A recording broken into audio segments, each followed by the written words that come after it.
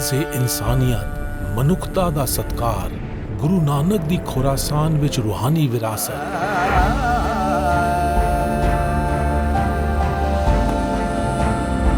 ਕੰਧਾਰ ਵਿੱਚ ਇਨਸਾਨ ਪ੍ਰਸਤ ਮਿਹਰਬਾਨ ਇਨਸਾਨੀਅਤ ਦੀ ਮਹਿਕ ਫੈਲਾ ਰਹੇ ਹਨ।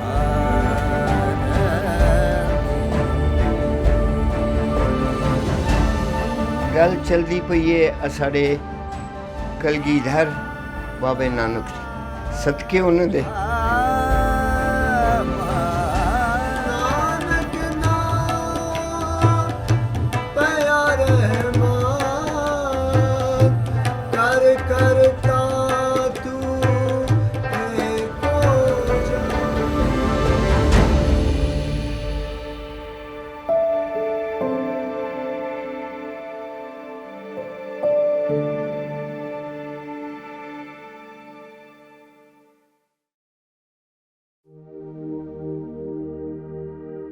ਏਕ ਓੰਕਾਰ ਸਤਨਾਮ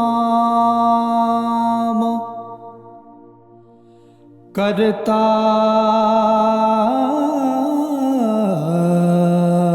ਪੁਰਖ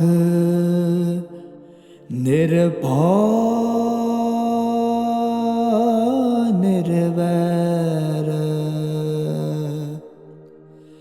ਅਕਾਲ ਮੂਰਤ ਅਜੂਨੀ ਸਭੰ ਗੁਰ ਪ੍ਰਸਾਦ।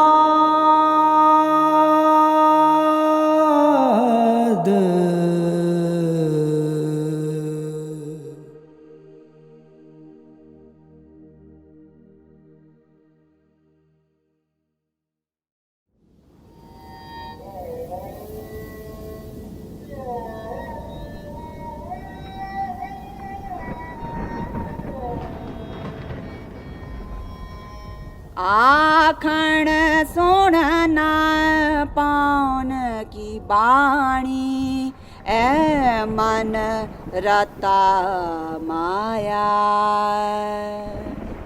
खसम की नदर दिले पसिंदे जिनी कर एक ते आया। तीकार राखे पंज कर साथी नाओ शैतान मत काट जाई। नानक आखे राह पे चलना माल तन कित कु संजाही। ਗੁਰੂ ਨਾਨਕ ਨੇ ਫਰਮਾਇਆ ਕਿ ਜੇ ਕੋਈ ਪਦਾਰਥ ਦੀ ਲਾਲਸਾ ਵਿੱਚ ਡੁੱਬਿਆ ਰਹਿੰਦਾ ਹੈ ਤਾਂ ਵਹਿਦਤ ਨਾਲ ਜੁੜਨ ਲਈ ਬੋਲੀ ਅਤੇ ਸੁਣੀ ਗਈ ਬਾਣੀ ਹਵਾ ਦੇ ਬੁੱਲੇ ਵਾਂਗ ਚੱਲਣਹਾਰ ਹੈ। ਜੇ ਅੰਦਰਲੇ ਸ਼ੈਤਾਨ ਹੀ ਕਾਬੂ ਤੋਂ ਬਾਹਰ ਹਨ ਤਾਂ ਮਨ ਨੂੰ ਕਾਬੂ ਕਰਨ ਲਈ ਸੰਜਮ ਤੇ ਅਮਲ ਬੇਅਰਥ ਹਨ।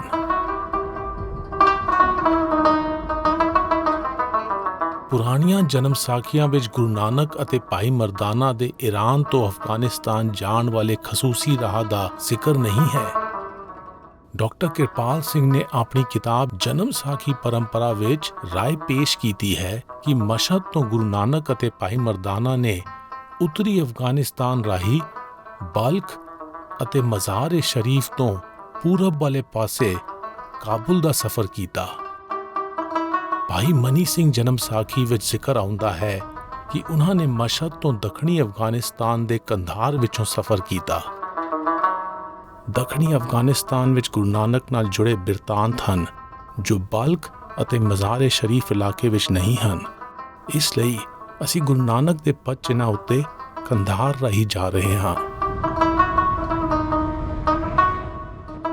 ਮਸ਼ਹਦ ਤੋਂ ਗੁਰੂ ਨਾਨਕ ਅਤੇ ਭਾਈ ਮਰਦਾਨਾ ਨੇ ਕੰਧਾਰ, ਗਜ਼ਨੀ, ਕਾਬੁਲ ਅਤੇ ਜਲਾਲਾਬਾਦ ਰਾਹੀਂ ਸਫ਼ਰ ਕੀਤਾ। ਇਸ ਤੋਂ ਅੱਗੇ ਉਹਨਾਂ ਨੇ ਕੁਰਮ ਇਲਾਕੇ ਵਿੱਚੋਂ ਸਫ਼ਰ ਕਰਦੇ ਹੋਏ ਕੁਰਮ ਦर्रा ਪਾਰ ਕੀਤਾ ਅਤੇ ਪਾਰਾ ਚਿਨਾਰ ਪਹੁੰਚੇ। ਉਹਨਾਂ ਨੇ ਆਪਣਾ ਸਫ਼ਰ ਇਬਰਾਹਿਮਜ਼ਈ, ਪੇਸ਼ਾਵਰ, ਐਮਨਾਬਾਦ ਰਾਹੀਂ ਜਾਰੀ ਰੱਖਿਆ ਅਤੇ ਤਲਵੰਡੀ ਪਹੁੰਚੇ, ਜਿਸ ਨੂੰ ਹੁਣ ਨਨਕਾਣਾ ਸਾਹਿਬ ਕਹਿੰਦੇ ਹਨ। ਮਸ਼ਹਦ ਤੋਂ ਉਹ ਸਭ ਤੋਂ ਪਹਿਲਾਂ ਕੰਧਾਰ ਪਹੁੰਚੇ। ਅਸੀਂ ਈਰਾਨ ਤੋਂ ਅਫਗਾਨਿਸਤਾਨ ਜਾ ਰਹੇ ਹਾਂ ਅਤੇ ਕੰਧਾਰ ਤੋਂ ਗੁਰੂ ਨਾਨਕ ਦੇ ਪਦਚਿੰਨ੍ਹਾਂ ਉੱਤੇ ਆਪਣਾ ਸਫ਼ਰ ਜਾਰੀ ਰੱਖਾਂਗੇ। Yarmin düzü Müslümanım, o besmillah. Yarmin düzü Müslümanım, o besmillah. Diyar dipana, darab sal ciğer kabul, o besmillah. O besmillah, khiyali besmillah. O besmillah.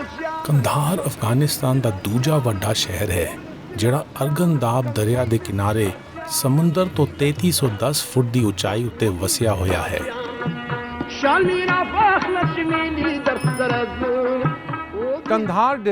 Kandahar ਦਾ ਨਾਮ ਗੰਧਾਰ ਤੋਂ ਬਣਿਆ ਹੈ। ਇਹ ਸੌਦਾਗਰੀ ਪੱਖੋਂ ਬਹੁਤ ਢੁਕਵੀਂ ਥਾਂ ਉੱਤੇ ਹੈ। ਇਹ ਮੱਧ ਪੂਰਬ ਅਤੇ ਮਰਕਜ਼ੀ ਏਸ਼ੀਆ ਨੂੰ ਇੰਡੀਅਨ ਬਰੇ ਸਗੀਰ ਨਾਲ ਜੋੜਨ ਵਾਲੇ ਸੌਦਾਗਰੀ ਰਾਹਾਂ ਉੱਤੇ ਪੈਂਦਾ ਹੈ। ਗੰਧਾਰ ਸੰਸਕ੍ਰਿਤ ਦਾ ਸ਼ਬਦ ਹੈ, ਜਿਸ ਦਾ ਮਾਇਨਾ ਮਹਿਕ ਵਾਲੀ ਧਰਤੀ ਹੈ। ਸ਼ਾਇਦ ਇਸ ਦਾ ਹਵਾਲਾ ਇਸ ਇਲਾਕੇ ਦੀ ਆਬਾਦੀ ਹੈ, ਜਿਹੜਾ ਵਨ ਸਮੰਨੀ ਤਹਿਜ਼ੀਬ ਦਾ ਗੁਲਦਸਤਾ ਹੈ। ਕੰਧਾਰ ਦੀ ਬੁਨਿਆਦ ਯੂਨਾਨੀ ਬਾਦਸ਼ਾਹ ਅਲੈਗਜ਼ੈਂਡਰ ਨੇ ਰੱਖੀ ਸੀ। ਬਾਅਦ ਵਿੱਚ ਇੱਥੇ ਗੰਗਾ ਦੇ ਮੈਦਾਨੀ ਇਲਾਕਿਆਂ ਦੇ ਮੌਰਿਆ ਸਲਤਨਤ ਦੇ ਰਾਜਿਆਂ ਦਾ ਰਾਜ ਰਿਹਾ ਅਤੇ ਉਹਨਾਂ ਤੋਂ ਬਾਅਦ ਬੋਧੀ ਬਾਦਸ਼ਾਹ ਅਸ਼ੋਕ ਆਇਆ। ਮਰਕਜ਼ੀ ਏਸ਼ੀਆ ਅਤੇ ਮੱਧ ਪੂਰਬੀ ਬਾਦਸ਼ਾਹਾਂ ਨੇ ਇਸ ਇਲਾਕੇ ਦੀ ਜਾਣ ਪਛਾਣ ਇਸਲਾਮੀ ਤਹਿਜ਼ੀਬ ਨਾਲ ਕਰਵਾਈ। ਕੰਧਾਰ ਵਿੱਚ ਅਸੀਂ ਸੂਫੀ ਫਕੀਰ ਬਾਬਾ ਵਲੀ ਕੰਧਾਰੀ ਦੀ ਮਜ਼ਾਰ ਉੱਤੇ ਜਾ ਰਹੇ ਹਾਂ, ਜਿਸ ਨਾਲ ਗੁਰੂ ਨਾਨਕ ਦੇ ਰਾਬਤੇ ਦਾ ਜ਼ਿਕਰ ਗੁਰਦੁਆਰਾ ਪੰਜਾ ਸਾਹਿਬ ਵਾਲੀ ਸਾਖੀ ਵਿੱਚ ਆਉਂਦਾ ਹੈ, ਜੋ ਪਾਕਿਸਤਾਨ ਦੇ ਸ਼ਹਿਰ ਹਸਨ ਅਬਦਾਲ ਵਿੱਚ ਹੈ।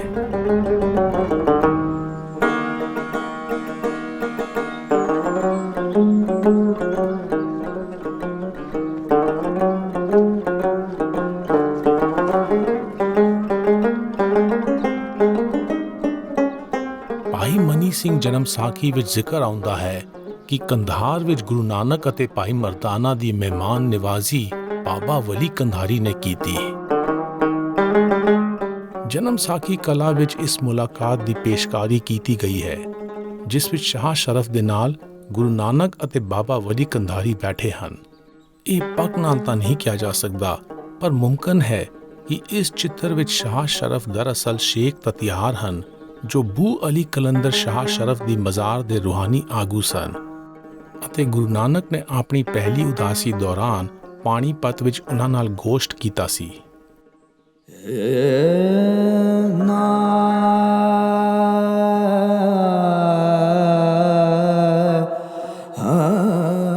ਸੀਨਾ ਬਸੀਨਾ ਚਲੀ ਆਈ ਬਾਤ ਪੈਂਦੀ ਹੈ ਕਿ ਜਦੋਂ ਗੁਰੂ ਨਾਨਕ ਇੱਥੇ ਆਏ ਸਨ ਤਾਂ ਕੰਧਾਰ ਦਾ ਹਾਕਮ ਨਾ ਇਨਸਾਫ ਅਤੇ ਹਉਮੈ ਵਾਲਾ ਇੰਤਜ਼ਾਮੀਆ ਸੀ।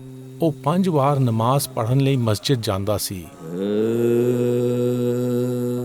ਨਾਜਾਇਜ਼ ਵਿਵਹਾਰ ਦਾ ਮੁਆਵਜ਼ਾ ਲਾਜ਼ਮੀ ਮਜ਼ਹਬੀ ਦਸਤੂਰ ਨਿਭਾ ਕੇ ਨਹੀਂ ਦਿੱਤਾ ਜਾ ਸਕਦਾ। ਇਸ ਲਈ ਗੁਰੂ ਨਾਨਕ ਨੇ ਗਹਿਰੇ ਸੁਨੇਹੇ ਵਾਲਾ ਸ਼ਬਦ ਗਾਇਆ। ਸੋ ਮਨ ਹਸਤੀ ਕਿਉ ਗੁੜ ਖਾਵੇ,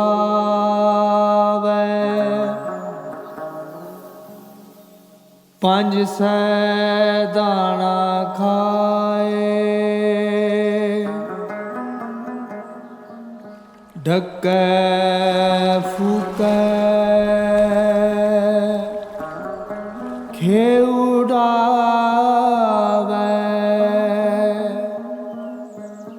ਸਾਹੇ ਗਏ ਭਜਤਾ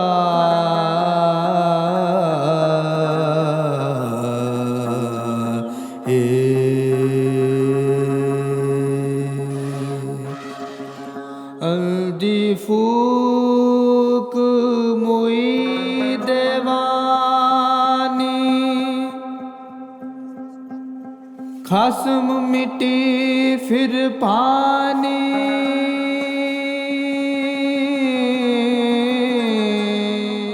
ਹਾਥੀ ਦਾ ਧਿਆਨ ਵੱਡੀ ਮਿਕਦਾਰ ਵਿੱਚ ਖਾਣ, ਜੁਗਾਲੀ ਕਰਨ, ਅਤੇ ਧੂੜ ਉਡਾਉਣ ਵਿੱਚ ਲੱਗਿਆ ਰਹਿੰਦਾ ਹੈ ਅਤੇ ਉਹ ਸਮਾਂ ਬਰਬਾਦ ਕਰਦਾ ਹੈ।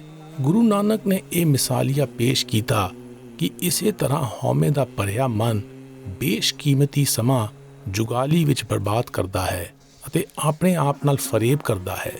ਉਹਨਾਂ ਨੇ ਫਰਮਾਇਆ ਕਿ ਦਿਲਕਸ਼ ਸ਼ਖਸੀਅਤ ਹਾਸਲ ਕਰਨ ਲਈ ਹਉਮੈ ਦੀ ਜੜ ਪੁੱਟਣੀ ਪੈਂਦੀ ਹੈ।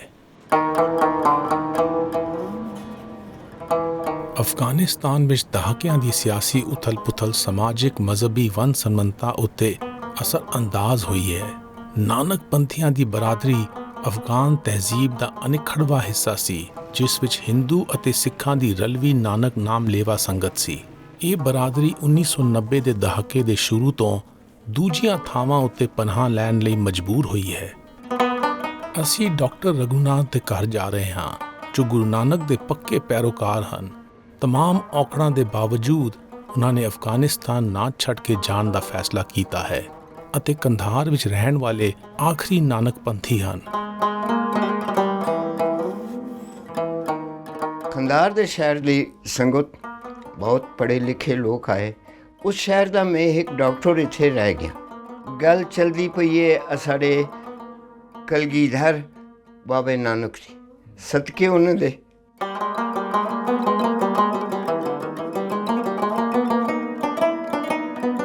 ਸਦਕੇ ਉਹਨਾਂ ਦੇ ਵਿਚਾਰਾਂ ਸਾਡੇ ਧਨ ਭਾਗ ਸਾਡੇ ਬਜ਼ੁਰਗਾਂ ਦੇ ਕੰਧਾਰ ਦੇ ਸ਼ਹਿਰ ਦੇ ਜਦੋਂ ਕਿ ਉਹਨਾਂ ਦੇ ਕਦਮ ਇੱਥੇ ਆਏ, ਸਾਡੇ ਬਜ਼ੁਰਗਾਂ ਨੇ ਕੁਛ ਉਹਨਾਂ ਦੇ ਚਰਨਾਂ 'ਚ ਉਹਨਾਂ ਦੇ ਮੱਤ ਲਈ ਧਾਰਨ ਕੀਤੇ ਨੇ। ਉਨੀ ਬਾਰੇ ਇਲਾਵਾ ਕੁਛ ਵਲੀ ਮੁਸਲਮਾਨਾਂ ਦੇ ਨਾਲ ਵੀ ਉਹਨਾਂ ਦਾ ਕੰਟੈਕਟ ਆਇਆ ਕਿ ਗਏ ਬਾਬਾ ਵਲੀ ਆਖਦੇ ਉੱਥੇ ਵੀ ਗਏ ਹੈ ਜੀ। ਇਹ ਬਾਬੇ ਦੇ ਮੱਤ ਕਰਨੀ ਪਰਵਾਨ ਕਿਆ ਹਿੰਦੂ ਕਿਆ ਮੁਸਲਮਾਨ। ਇਸ ਵਤਨ ਦੇ ਸਿਆਸੀ ਹਾਲਾਤ ਨਾਲ ਮੁਕਾਮੀ ਲੋਕਾਂ ਉੱਤੇ ਪਏ ਕਸ਼ਟ ਦੇਖ ਕੇ ਮੈਨੂੰ ਗੁਰੂ ਨਾਨਕ ਦਾ ਸ਼ਬਦ ਯਾਦ ਆਇਆ ਹੈ। ਸੰਸਾਰ ਰੋਗੀ ਨਾਮ ਦਾਰੂ ਮੈਲ ਲਾਗੇ ਸਾਚ ਬਿਨਾ। ਗੁਰੂ ਨਾਨਕ ਨੇ ਫਰਮਾਇਆ ਕਿ ਸੰਸਾਰ ਨਾ ਪੱਖੀ ਸੋਚ ਦੇ ਰੋਗ ਕਾਰਨ ਦੁਖੀ ਹੈ। ਜਿਵੇਂ ਲੋਹਾ ਲੋਹੇ ਨੂੰ ਕੱਟਦਾ ਹੈ, ਉਸੇ ਤਰ੍ਹਾਂ ਆਤਮ ਪਰਚੋਲ ਰੋਗ ਦੀ ਸਫਾ ਬਣ ਜਾਂਦੀ ਹੈ। ਡਾਕਟਰ ਰਘੂਨਾਥ ਸਾਨੂੰ ਗੁਰੂ ਨਾਨਕ ਦੀ ਯਾਦ ਵਿੱਚ ਬਣੇ ਅਸਥਾਨ ਉੱਤੇ ਲੈ ਗਏ, ਜਿਸ ਦੀ ਸੇਵਾ ਸੰਭਾਲ ਉਹ ਇਕੱਲੇ ਕਰਦੇ ਹਨ, ਕਿਉਂਕਿ ਨਾਨਕ ਪੰਥੀ ਬਿਰਾਦਰੀ ਇਸ ਮੁਲਕ ਤੋਂ ਹਿਜਰਤ ਕਰ ਗਈ ਹੈ।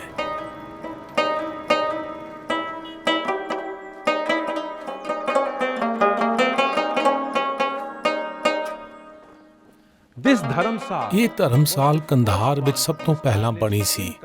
ਇਸ ਤੋਂ ਬਾਅਦ ਕੰਧਾਰ ਵਿੱਚ 5 ਗੁਰਦੁਆਰੇ ਬਣੇ ਸਨ, ਪਰ ਇਸ ਵੇਲੇ ਸਿਰਫ ਇੱਕ ਹੀ ਖੁੱਲਦਾ ਹੈ।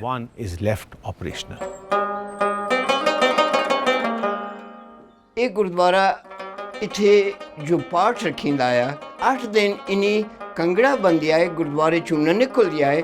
ਇੱਥੇ ਪਾਠ ਹੋ ਤਾਰੀਖ ਹੈ, ਗੁਜ਼ਰਦੀ ਹੈ, ਜ਼ਵਾਲ ਹੈ, ਇੱਥੇ होंदी है, जवाल हो गया है, वतन भी हो गया, लोग भी गए, लोग भी बिछड़े, सब कुछ हुआ आज बंद।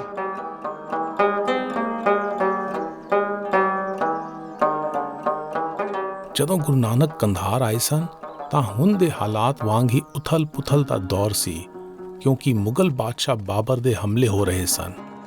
ਸੀਨਾ ਬਸੀਨਾ ਚਲੀ ਆਈ ਬਾਤ ਪੈਂਦੀ ਹੈ ਕਿ ਗੁਰੂ ਨਾਨਕ ਨੇ ਲੋਕਾਂ ਦੇ ਹਾਲਾਤ ਦੇਖ ਕੇ ਗਾਇਆ, ਰਾਜਮਾਲ ਰੂਪ ਜਾਤ ਜੋਬਨ ਪੰਜੇ ਠਗ ਇਨੀ ਠਗੀ ਜਗ ਠਗਿਆ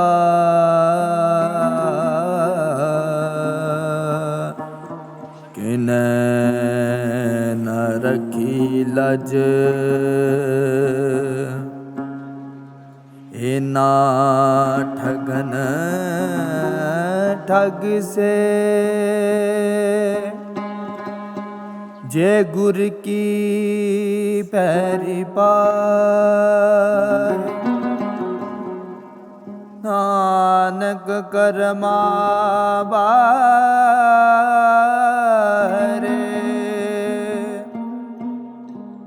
ਹੋਰ ਕੇਤੇ ਮੁਠੇ ਜਾਹੇ। गुरु नानक ने फरमाया कि मनुखा खोट राज माल रूप ਅਤੇ ਸਮਾਜਿਕ ਰੁਤਬੇ ਦੀ ਲਾਲਸਾ ਨੇ ਕੁਦਰਤ ਦੀ ਕਿਰਤ ਠੱਗੀ ਹੈ। ਇਹ ਮੌਜੂਦਾ ਦੌਰ ਦਾ ਸੱਚ ਹੈ ਕਿ ਸਦੀਆਂ ਪੁਰਾਣੀ ਮਹਾਨ ਖੇਡ ਅਫਗਾਨਿਸਤਾਨ ਦੀ ਧਰਤੀ ਉੱਤੇ ਖੇਡੀ ਜਾ ਰਹੀ ਹੈ। ਇਹ ਪੂਰ ਰਣਨੀਤੀ ਅਤੇ ਸਮਾਜਿਕ ਸਿਆਸੀ ਮੁਖਤਿਆਰੀ ਦੀ ਖੇਡ ਹੈ। ਨਤੀਜੇ ਵਜੋਂ ਜ਼ਿੰਦਗੀ ਅਤੇ ਤਹਿਜ਼ੀਬ ਦਾ ਖਰਾਬਾ ਹੋਇਆ ਹੈ। ਕੰਧਾਰ ਤੋਂ ਗੁਰੂ ਨਾਨਕ ਅਤੇ ਭਾਈ ਮਰਦਾਨਾ ਨੇ ਗਜ਼ਨੀ ਦਾ ਸਫ਼ਰ ਕੀਤਾ।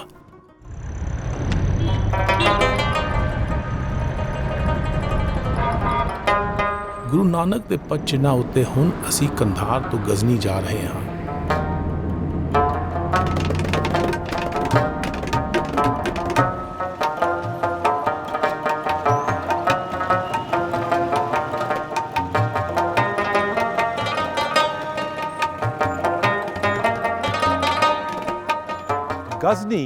ਗਜ਼ਨੀ ਦਾ ਮਾਇਨਾ ਰਤਨ ਹੈ। ਗਜ਼ਨੀ ਸ਼ਹਿਰ ਮਰਕਜ਼ੀ ਅਫਗਾਨਿਸਤਾਨ ਵਿੱਚ ਪੁਰਾਣੇ ਸੌਦਾਗਰੀ ਰਾਹਾਂ ਉੱਤੇ ਪੈਂਦਾ ਹੈ, ਜਿਸ ਦੇ ਨਤੀਜੇ ਵਜੋਂ ਇੱਥੇ ਨਸਲੀ ਵੰਨ ਸੰਬੰਧਤਾ ਵਾਲੀ ਆਬਾਦੀ ਹੈ। ਕੰਧਾਰ ਤੋਂ ਕਾਬੁਲ ਦੇ ਸਫ਼ਰ ਦੌਰਾਨ ਗੁਰੂ ਨਾਨਕ ਗਜ਼ਨੀ ਵਿੱਚੋਂ ਲੰਘੇ ਸਨ।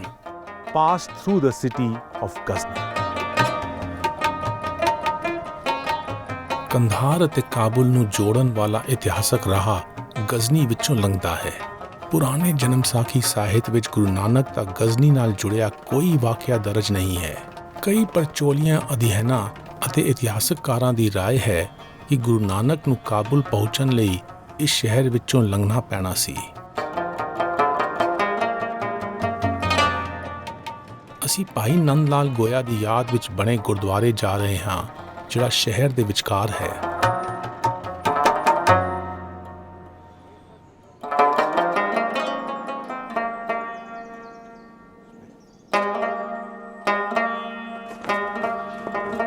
ਗੁਰੂ ਨਾਨਕ ਦੇ ਫਲਸਫੇ ਦਾ ਅਸਰ ਗਜ਼ਨੀ ਦੇ ਮੁਕਾਮੀ ਵਾਸੀਆਂ ਨੇ ਕਬੂਲ ਕੀਤਾ।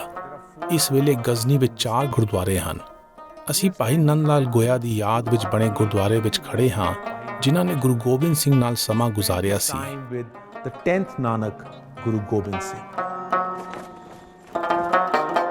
ਪਹਿਲਾਂ ਗਜ਼ਨੀ ਵਿੱਚ ਹਿੰਦੂ ਅਤੇ ਸਿੱਖ ਮਜ਼ਹਬਾਂ ਦੇ ਨਾਨਕ ਪੰਥੀਆਂ ਦੀ ਚੋਖੀ ਆਬਾਦੀ ਹੁੰਦੀ ਸੀ, ਜੋ ਸਿਆਸੀ ਬੇਵਿਸਾਹੀ ਕਾਰਨ ਅਫਗਾਨਿਸਤਾਨ ਤੋਂ ਹਿਜਰਤ ਕਰ ਗਈ ਹੈ। ਬਰਾਦਰੀ ਨੇ ਆਪਣੀ ਸੰਗਤ ਲਈ 4 ਗੁਰਦੁਆਰੇ ਬਣਾਏ ਸਨ। ਮੌਜੂਦਾ ਦੌਰ ਵਿੱਚ ਨੰਦ ਲਾਲ ਗੋਇਆ ਵਾਲਾ ਗੁਰਦੁਆਰਾ ਹੀ ਨਿਗੂਣੀ ਜਿਹੀ ਬਰਾਦਰੀ ਲਈ ਖੁੱਲ੍ਹਦਾ ਹੈ।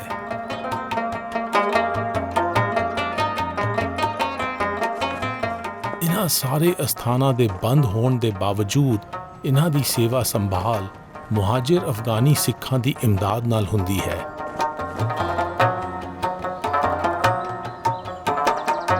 ਗਜ਼ਨੀ ਤੋਂ ਅਸੀਂ ਗੁਰੂ ਨਾਨਕ ਦੇ ਪਦ ਚਿੰਨ੍ਹਾਂ ਤੋਂ ਕੁਝ ਵੱਲ ਪਾ ਕੇ ਇੱਕ ਦੂਰ ਦੁਰਾੜੇ ਇਲਾਕੇ ਵਿੱਚ ਜਾ ਰਹੇ ਹਾਂ, ਜਿੱਥੇ ਕਦੇ ਗੁਰੂ ਨਾਨਕ ਦੇ ਪੈਰੋਕਾਰ ਵਸਦੇ ਸਨ, ਪਰ ਹੁਣ ਆਪਣੀ ਜੱਦੀ ਜ਼ਮੀਨ ਛੱਡ ਕੇ ਜਾ ਚੁੱਕੇ ਹਨ। ਅਸੀਂ ਉੱਤਰ ਵਾਲੇ ਪਾਸੇ ਨੂੰ ਅਫਗਾਨਿਸਤਾਨ ਪਾਕਿਸਤਾਨ ਸਰਹੱਦ ਦੇ ਨਾਲ-ਨਾਲ ਕੁਝ ਵੱਲ ਪਾ ਕੇ ਖੋਸਤ ਨਾਮ ਦੇ ਕਸਬੇ ਵਿੱਚ ਜਾ ਰਹੇ ਹਾਂ।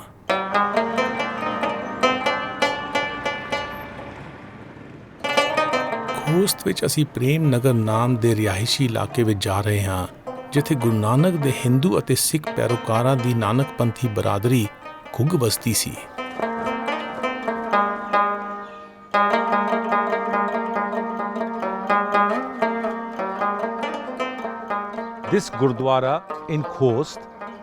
ਖੋਸਤ ਵਿੱਚ ਨਾਨਕਪੰਥੀ ਬਰਾਦਰੀ ਨੇ ਇਹ ਗੁਰਦੁਆਰਾ ਬਣਾਇਆ ਸੀ।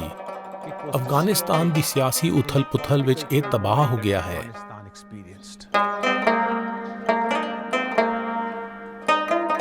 ਖੋਸਤ ਵਿੱਚ ਰਹਿੰਦੇ 4-5 ਹਿੰਦੂ ਸਿੱਖ ਪਰਿਵਾਰ ਇਸ ਤਬਾਹ ਹੋਏ ਗੁਰਦੁਆਰੇ ਦੀ 4 ਦੀਵਾਰੀ ਅੰਦਰ ਇੱਕ ਕਮਰੇ ਵਿੱਚ ਇਬਾਦਤ ਦੇ ਸਾਂਝੇ ਅਸਥਾਨ ਦੀ ਸੇਵਾ ਸੰਭਾਲ ਕਰਦੇ ਹਨ। ਇੱਥੇ ਗੁਰੂ ਗ੍ਰੰਥ ਸਾਹਿਬ ਪ੍ਰਕਾਸ਼ ਹਨ ਅਤੇ ਨਾਲ ਹੀ ਹਿੰਦੂ ਦੇਵੀ ਦੇਵਤਿਆਂ ਦੀਆਂ ਮੂਰਤੀਆਂ ਹਨ ਅਤੇ ਕੰਧਾਂ ਉੱਤੇ ਨਕਾਸ਼ੀ ਹੈ ਓਮ ਹਰ ਸ਼੍ਰੀਨਾਥ।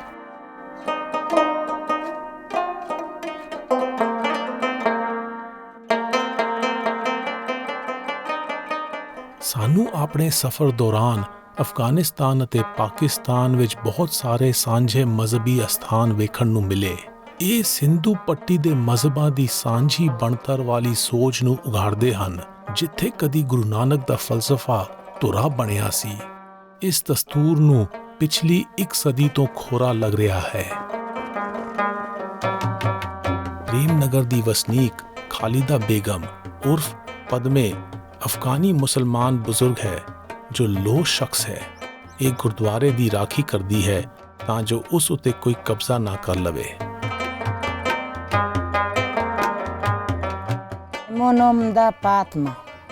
मेरा नाम पद्मे है। मेरे पिता का नाम शेरजादा है।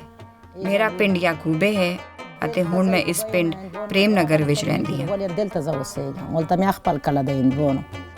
ਗੁਰੂ ਨਾਨਕ ਨੇ ਬੰਗਾਲ ਦੇ ਪਹਾੜਾਂ ਵਿੱਚੋਂ ਕਾਬੁਲ ਅਤੇ ਪੇਸ਼ਾਵਰ ਦਾ ਸਫ਼ਰ ਕੀਤਾ। ਉਹ ਚਾਹੁੰਦੇ ਸਨ ਕਿ ਲੋਕ ਇਤਫਾਕ ਨਾਲ ਰਹਿਣ। ਉਹਨਾਂ ਦਾ ਸੁਨੇਹਾ ਬੇਇਤਫਾਕੀ ਨਹੀਂ ਸੀ।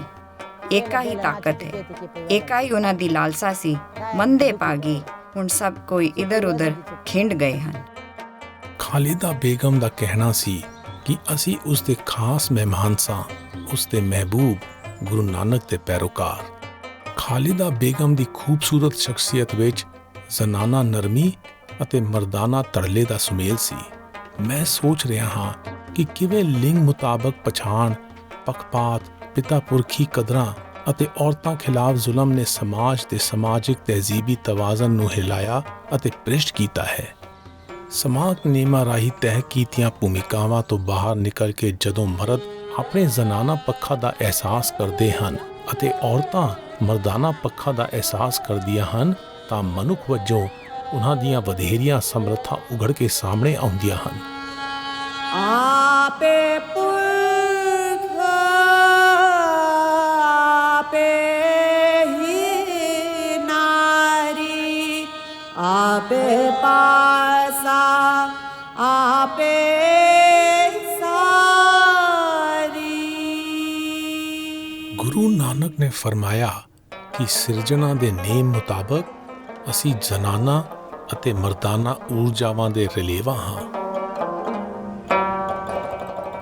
ਖੋਸ ਤੋਂ ਅਸੀਂ ਵੱਲ ਪਾ ਕੇ ਗਰਦੇਸ ਜਾ ਰਹੇ ਹਾਂ ਜੋ ਪਕਤੀਆ ਸੂਬੇ ਦੀ ਰਾਜਧਾਨੀ ਹੈ।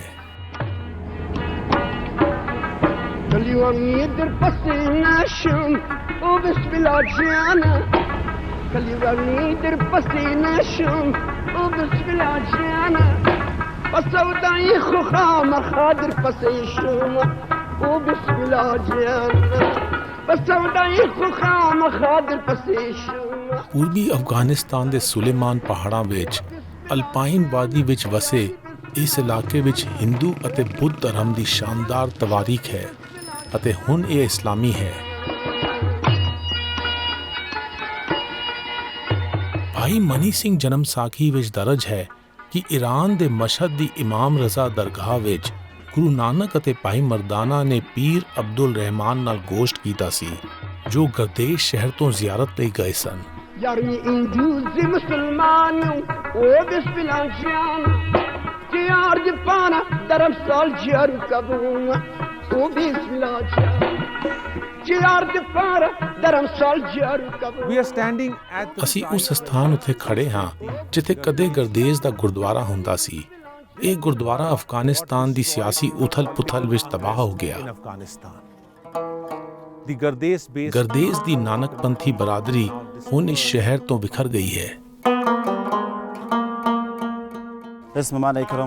ਮੇਰਾ ਨਾਮ ਇਕਰਮ ਉਦੀਨ ਹੈ। ਮੈਂ ਪਾਕਤੀਆ ਸੂਬੇ ਵਿੱਚ ਗਰਦੇਜ਼ ਦੇ ਬਾਜ਼ਾਰ ਖੂਨਾ ਵਿੱਚ ਰਹਿੰਦਾ ਹਾਂ। ਇਸ ਵੇਲੇ ਜਿਵੇਂ ਤੁਸੀਂ ਦੇਖ ਰਹੇ ਹੋ ਮੈਂ ਉਸ ਜ਼ਮੀਨ ਉੱਤੇ ਖੜਾ ਹਾਂ ਜਿੱਥੇ ਕਦੇ ਧਰਮਸਾਲ ਸੀ।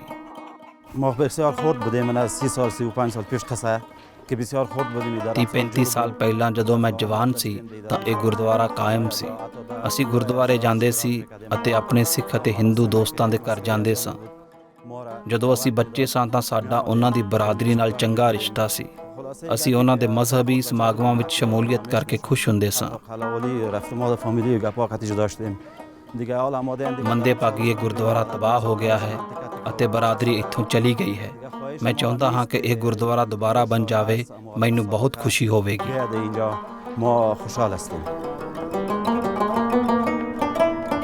ਇਕਰਮਉਦੀਨ ਸਾਨੂੰ ਉਸ ਸਥਾਨ ਉੱਤੇ ਲੈ ਗਏ ਜਿਸ ਨੂੰ ਮੁਕਾਮੀ ਲੋਕ ਗੁਰੂ ਨਾਨਕ ਨਾਲ ਜੋੜ ਕੇ ਵੇਖਦੇ ਹਨ।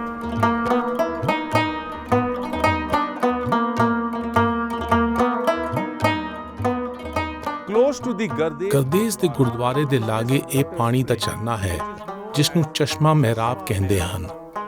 ਮੁਕਾਮੀ ਲੋਕਾਂ ਦਾ ਮੰਨਣਾ ਹੈ ਕਿ ਗੁਰੂ ਨਾਨਕ ਇਸ ਸਥਾਨ ਉੱਤੇ ਆਏ ਸਨ। ਹਾਲਾਂਕਿ ਜਨਮ ਸਾਖੀ ਗ੍ਰੰਥਾਂ ਵਿੱਚ ਗਰਦੇਜ਼ ਵਿੱਚ ਗੁਰੂ ਨਾਨਕ ਦੇ ਕਿਸੇ ਬਿਰਤਾਂਤ ਦਾ ਜ਼ਿਕਰ ਨਹੀਂ ਹੈ।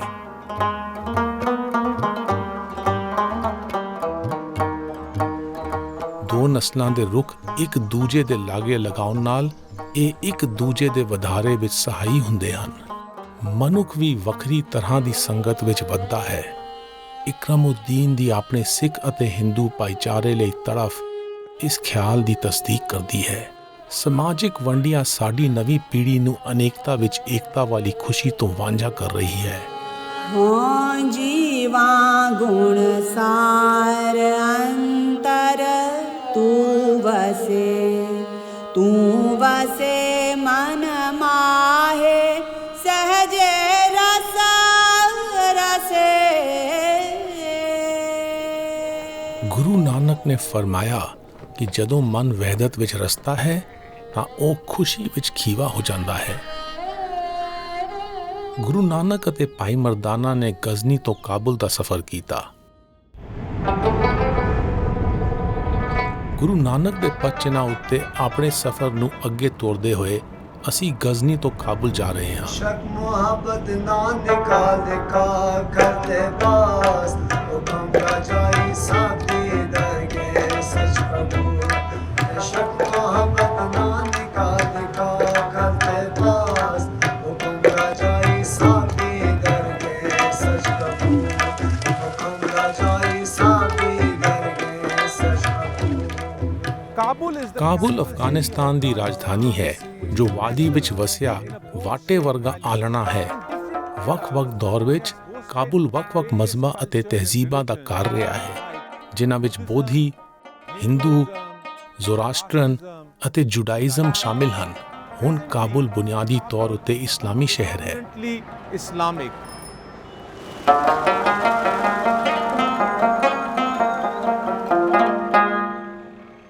ਇਤਿਹਾਸਿਕ ਪੱਖੋਂ ਕਾਬੁਲ ਵੈਦਿਕ ਤਹਿਜ਼ੀਬ ਦਾ ਮਰਕਜ਼ ਰਿਹਾ ਹੈ। ਗੁਰੂ ਨਾਨਕ ਅਤੇ ਭਾਈ ਮਰਦਾਨਾ ਦੇ ਫੇਰੇ ਦੌਰਾਨ ਅਫਗਾਨਿਸਤਾਨ ਬਾਬਰ ਦੇ ਕਬਜ਼ੇ ਵਿੱਚ ਆ ਗਿਆ ਸੀ, ਜੋ ਮੁਗਲ ਸਾਮਰਾਜ ਦਾ ਬਾਨੀ ਸੀ। ਕਾਬੁਲ ਵਿੱਚ ਆਸਾ ਮਾਈ ਪਹਾੜ ਉੱਤੇ ਪੁਰਾਤਨ ਮੰਦਿਰ ਹੈ ਜੋ ਹਿੰਦੂ ਦੇਵੀ ਆਸਾ ਮਾਈ ਨੂੰ ਮਨਸੂਬ ਹੈ।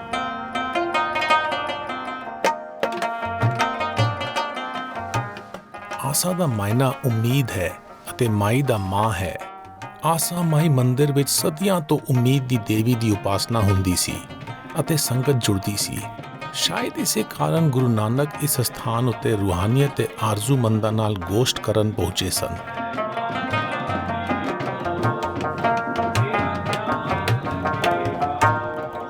ਭਾਈ ਮਨੀ ਸਿੰਘ ਜਨਮ ਸਾਖੀ ਮੁਤਾਬਕ ਜ਼ਿਕਰ ਆਉਂਦਾ ਹੈ ਕਿ ਆਸਾ ਮਾਈ ਪਹਾੜ ਨੂੰ ਜਾਂਦੇ ਹੋਏ ਗੁਰੂ ਨਾਨਕ ਨੂੰ ਕੁਝ ਸਾਧੂ ਮਿਲੇ ਸਨ। ਉਹ ਗੁਰੂ ਨਾਨਕ ਦਾ ਲਿਬਾਸ ਦੇਖ ਕੇ ਉਹਨਾਂ ਦੇ ਮਜ਼ਹਬੀ ਝੁਕਾਅ ਦੀ ਸ਼ਨਾਖਤ ਨਹੀਂ ਕਰ ਸਕੇ।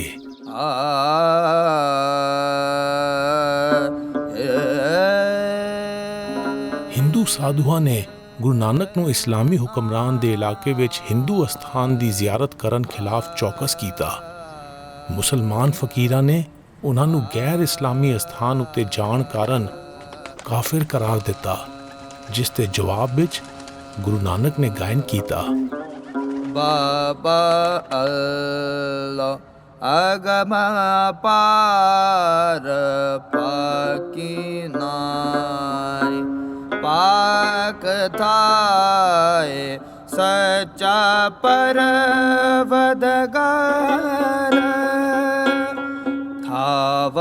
ਨਾਵ ਨ ਜਾਣੀਐ, ਨਾਵ ਕੇ ਵਡ ਨਾਉ। ਜਿਥੈ ਵਸੈ ਮੇਰਾ ਪਾਤਸ਼ਾਹ, ਸੋ ਕੇਵਡ ਹੈ ਥਾਉ। ਅੰਬੜ ਕੋਇ ਨ ਸਕਈ, ਹਉ ਕਿਸ ਨੂੰ ਪੁੱਛਣ ਜਾਉ।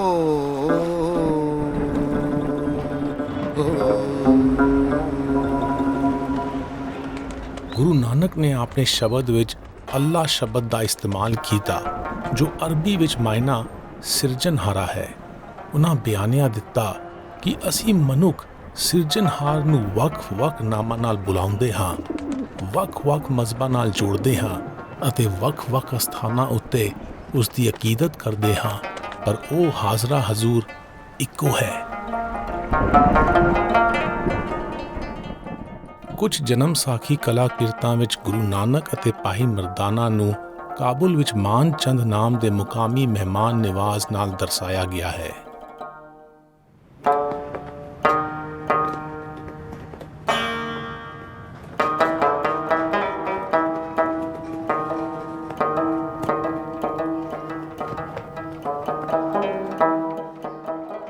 ਗੁਰੂ ਨਾਨਕ ਦੇ ਕਾਬੁਲ ਆਉਣ ਤੋਂ ਬਾਅਦ ਬਹੁਤ ਸਾਰੇ ਅਫਗਾਨੀ ਮੂਲ ਦੇ ਲੋਕਾਂ ਨੇ ਉਹਨਾਂ ਦੇ ਫਲਸਫੇ ਨੂੰ ਮੰਨਣਾ ਸ਼ੁਰੂ ਕਰ ਦਿੱਤਾ, ਜੋ ਧਰਮਸ਼ਾਲਾ, ਉਦਾਸੀਆਂ, ਨਾਨਕਪੰਥੀਆਂ ਅਤੇ ਖਾਲਸਾ ਸਿੱਖਾਂ ਰਾਹੀਂ ਫੈਲਦਾ ਗਿਆ। ਅੰਦਾਜ਼ਾ ਇਹ ਹੈ ਕਿ ਸਨ 1992 ਵਿੱਚ ਅਫਗਾਨ ਖਾਨਾ ਜੰਗੀ ਸ਼ੁਰੂ ਹੋਣ ਵੇਲੇ ਨਾਨਕਪੰਥੀ ਸੰਗਤ ਦੀ ਆਬਾਦੀ ਤਕਰੀਬਨ 2.5 ਲੱਖ ਸੀ, ਜਿਸ ਵਿੱਚ ਹਿੰਦੂ ਅਤੇ ਸਿੱਖ ਸ਼ਾਮਲ ਸਨ। ਇਸ ਵੇਲੇ ਇਹ ਆਬਾਦੀ 1000 ਤੋਂ ਘੱਟ ਹੈ। ਕਾਬੁਲ ਵਿੱਚੋਂ ਹਿਜਰਤ ਕਰਨ ਤੋਂ ਪਹਿਲਾਂ ਇਸ ਬਰਾਦਰੀ ਦੀ ਖੁਸ਼ਹਾਲੀ ਦਾ ਅੰਦਾਜ਼ਾ ਸ਼ਹਿਰ ਦੇ ਗੁਰਦੁਆਰਿਆਂ ਦੀਆਂ ਖਾਲੀ ਇਮਾਰਤਾਂ ਤੋਂ ਲੱਗਦਾ ਹੈ।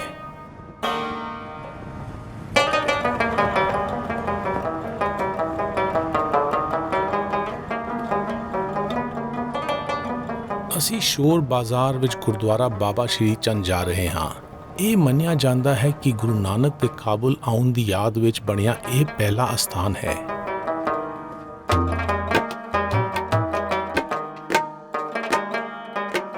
ਇਹ ਬਾਬਾ ਅਲਮਸਤ ਨੇ ਬਣਾਇਆ ਸੀ, ਜੋ ਗੁਰੂ ਨਾਨਕ ਦੇ ਫਲਸਫੇ ਦਾ ਪ੍ਰਚਾਰ ਕਰਨ ਵਾਲੇ ਉਦਾਸੀਨ ਸਨ। ਕਾਹਨ ਸਿੰਘ ਨਾਭਾ ਦੇ ਮਹਾਨ ਕੋਸ਼ ਮੁਤਾਬਕ ਬਾਬਾ ਅਲਮਸਤ ਗੌੜ ਕਸ਼ਮੀਰੀ ਪਰਿਵਾਰ ਵਿੱਚ 1553 ਈਸਵੀ ਵਿੱਚ ਜਨਮੇ ਸਨ ਅਤੇ 1643 ਈਸਵੀ ਵਿੱਚ ਫੌਤ ਹੋਏ। ਕਾਬੁਲ ਸ਼ਹਿਰ ਦੇ ਵਿਚਕਾਰ ਸ਼ੋਰ ਬਾਜ਼ਾਰ ਵਿੱਚ ਇਹ ਅਸਥਾਨ ਉਦਾਸੀਨ ਸੰਪਰਦਾਇ ਦੇ ਪੈਰੋਕਾਰਾਂ ਨੇ ਬਣਾਇਆ ਹੈ। ਇਸ ਅਸਥਾਨ ਉੱਤੇ ਗੁਰੂ ਨਾਨਕ, ਬਾਬਾ ਸ਼੍ਰੀ ਚੰਦ ਅਤੇ ਹਿੰਦੂ ਦੇਵੀਆਂ ਦੇਵਤਿਆਂ ਨੂੰ ਥਾਂ ਦਿੱਤੀ ਗਈ ਹੈ। ਇਹ ਅਸਥਾਨ ਦੀ ਸੇਵਾ ਸੰਭਾਲ ਕਾਬੁਲ ਵਿੱਚ ਰਹਿ ਗਏ ਗਿਣਤੀ ਦੇ ਸਿੱਖ ਅਤੇ ਨਾਨਕਪੰਥੀ ਕਰਦੇ ਹਨ। ਇਹ ਮੰਨਿਆ ਜਾਂਦਾ ਹੈ ਕਿ ਬਾਬਾ ਸ਼੍ਰੀ ਚੰਦ ਵੀ ਕਾਬੁਲ ਆਏ ਸਨ ਅਤੇ ਗੁਰੂ ਨਾਨਕ ਦੇ ਸੁਨੇਹੇ ਨੂੰ ਵਰਤਾਉਣ ਵਿੱਚ ਉਹਨਾਂ ਨੇ ਨਿੱਘਰ ਹਿੱਸਾ ਪਾਇਆ।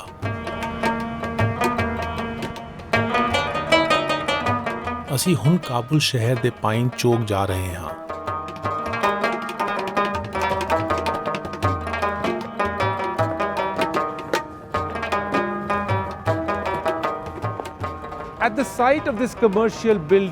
ਪਾਈਨ ਚੌਕ ਦੀ ਇਸ ਕਾਰੋਬਾਰੀ ਇਮਾਰਤ ਵਾਲੀ ਥਾਂ ਉੱਤੇ ਗੁਰੂ ਨਾਨਕ ਦੇ ਕਾਬੁਲ ਆਉਣ ਦੀ ਯਾਦ ਵਿੱਚ ਸਭ ਤੋਂ ਪੁਰਾਣਾ ਗੁਰਦੁਆਰਾ ਹੁੰਦਾ ਸੀ। ਇਸ ਇਲਾਕੇ ਦੀ ਵਿਕਾਸ ਲਈ ਉਹ ਗੁਰਦੁਆਰਾ ਅਤੇ ਉਸ ਦੇ ਨਾਲ ਜੁੜਦੀ ਮਸਜਿਦ ਨੂੰ ਸਰਕਾਰ ਨੇ ਖਰੀਦ ਲਿਆ ਸੀ।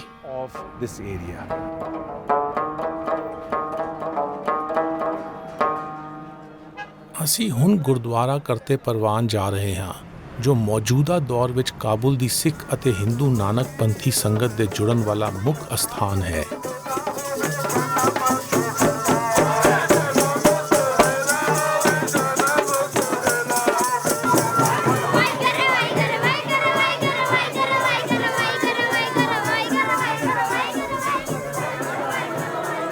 ਵਾਹਿਗੁਰੂ ਸਾਹਿਬ ਜੀ, ਸਤਨਾਮ ਸ੍ਰੀ ਵਾਹਿਗੁਰੂ ਸਾਹਿਬ ਜੀ। ਮੁਕਾਮੀ ਲੋਕ ਜ਼ਿਕਰ ਕਰਦੇ ਹਨ ਕਿ ਅਫਗਾਨਿਸਤਾਨ ਵਿੱਚ ਸਨ 1992 ਵਿੱਚ ਸਿਆਸੀ ਜ਼ਲਜ਼ਲਾ ਆਉਣ ਤੋਂ ਪਹਿਲਾਂ ਗੁਰੂ ਨਾਨਕ ਦੇ ਫਲਸਫੇ ਨੂੰ ਮੰਨਣ ਵਾਲੇ ਅਫਗਾਨੀ ਮੁਸਲਮਾਨ ਗੁਰਦੁਆਰਿਆਂ ਵਿੱਚ ਆਉਂਦੇ ਸਨ। ਬਹੁਤ ਉਪਰਾਲਿਆਂ ਤੋਂ ਬਾਅਦ ਸਾਡਾ ਰਾਬਤਾ ਉਸਤਾਦ ਲਾਲੀ ਨਾਲ ਕਾਇਮ ਹੋਇਆ, ਜੋ ਉਸਤਾਦ ਰਹੀਮ ਬਖਸ਼ ਦੀ ਜਦ ਵਿੱਚੋਂ ਹਨ, ਜੋ ਗੁਰੂ ਗ੍ਰੰਥ ਸਾਹਿਬ ਦੇ ਸ਼ਬਦ ਬਹੁਤ ਸ਼ਰਧਾ ਨਾਲ ਗਾਉਂਦੇ ਸਨ।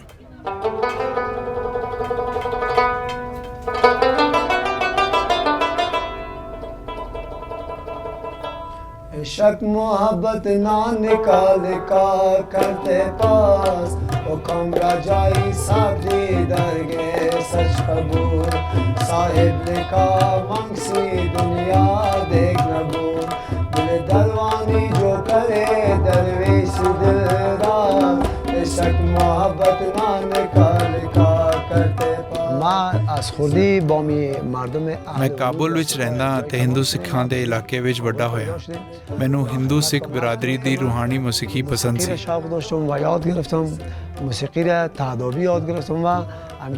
ਮੈਂ ਬਿਰਾਦਰੀ ਦੇ ਮੰਦਿਰਾਂ ਅਤੇ ਗੁਰਦੁਆਰਿਆਂ ਵਿੱਚ ਮੌਸੀਕੀ ਸਿਖਾਉਂਦਾ ਸਾਂ।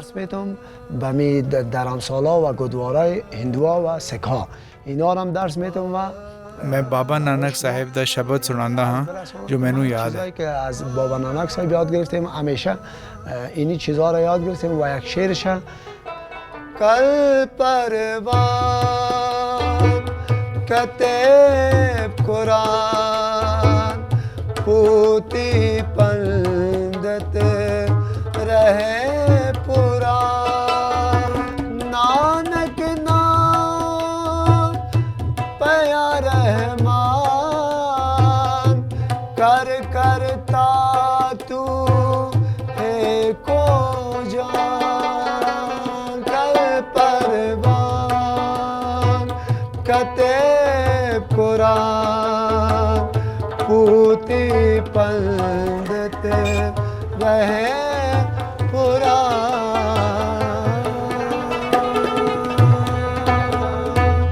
ਗੁਰੂ ਨਾਨਕ ਅਤੇ ਭਾਈ ਮਰਦਾਨਾ ਨੇ ਕਾਬੁਲ ਤੋਂ ਜਲਾਲਾਬਾਦ ਦਾ ਸਫ਼ਰ ਕੀਤਾ।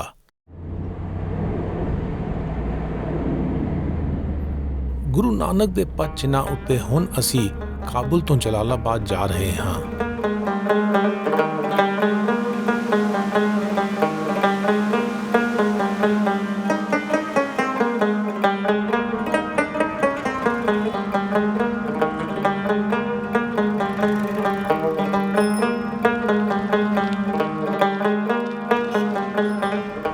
ਹਿੰਦੂ ਕੁਸ਼ ਪਹਾੜਾਂ ਦੇ ਦੱਖਣ ਵਾਲੇ ਪਾਸੇ ਪਠਾਰ ਵਿੱਚ ਜਲਾਲਾਬਾਦ ਕਾਬੁਲ ਅਤੇ ਕੁਨੇਰ ਨਦੀਆਂ ਦੇ ਸੰਗਮ ਉੱਤੇ ਵਸਿਆ ਹੈ। ਇਹ ਪੂਰਬੀ ਅਫਗਾਨਿਸਤਾਨ ਵਿੱਚ ਨਾਨਗਰਹਾਰ ਸੂਬੇ ਦੀ ਰਾਜਧਾਨੀ ਹੈ।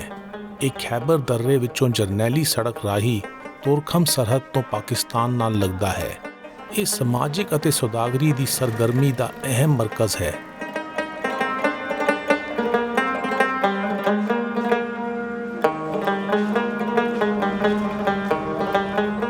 ਨਾਮੀ ਬੁੱਧ ਭਿਕਸ਼ੂ ਜ਼ੁਆਨ ਜ਼ੰਗ ਨੇ 630 ਈਸਵੀ ਵਿੱਚ ਇਸ ਸ਼ਹਿਰ ਦਾ ਜ਼ਿਕਰ ਅਦੀਨਾਪੁਰ ਦੇ ਨਾਮ ਨਾਲ ਕੀਤਾ ਹੈ, ਜੋ ਗ੍ਰੀਕੋ ਬੋਧੀ ਤਹਿਜ਼ੀਬ ਦਾ ਮਰਕਜ਼ ਸੀ। ਜਲਾਲਾਬਾਦ ਵਿੱਚ ਅਸੀਂ ਗੁਰੂ ਨਾਨਕ ਦਰਬਾਰ ਗੁਰਦੁਆਰਾ ਜਾ ਰਹੇ ਹਾਂ।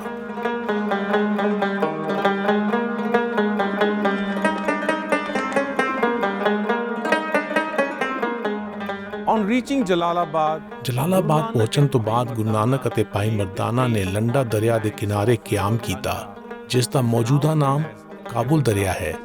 ਹੁਣ ਇਸ ਦਰਿਆ ਦਾ ਵਹਿਣ ਬਦਲ ਗਿਆ ਹੈ। ਗੁਰੂ ਨਾਨਕ ਦੇ ਜਲਾਲਾਬਾਦ ਆਉਣ ਦੀ ਯਾਦ ਵਿੱਚ ਗੁਰੂ ਨਾਨਕ ਦਰਬਾਰ ਬਣਾਇਆ ਗਿਆ ਹੈ।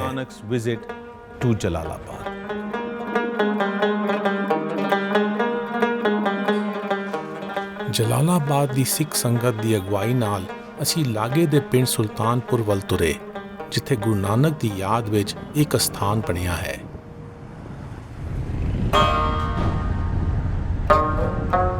ਸੁਲਤਾਨਪੁਰ ਦੇ ਲਾਗੇ ਅਸੀਂ ਚਾਰ ਬਾਗ ਪਿੰਡ ਵਿੱਚ ਪੀਰ ਰਤਨ ਨਾਥ ਦੀ ਦਰਗਾਹ ਉੱਤੇ ਰੁਕੇ।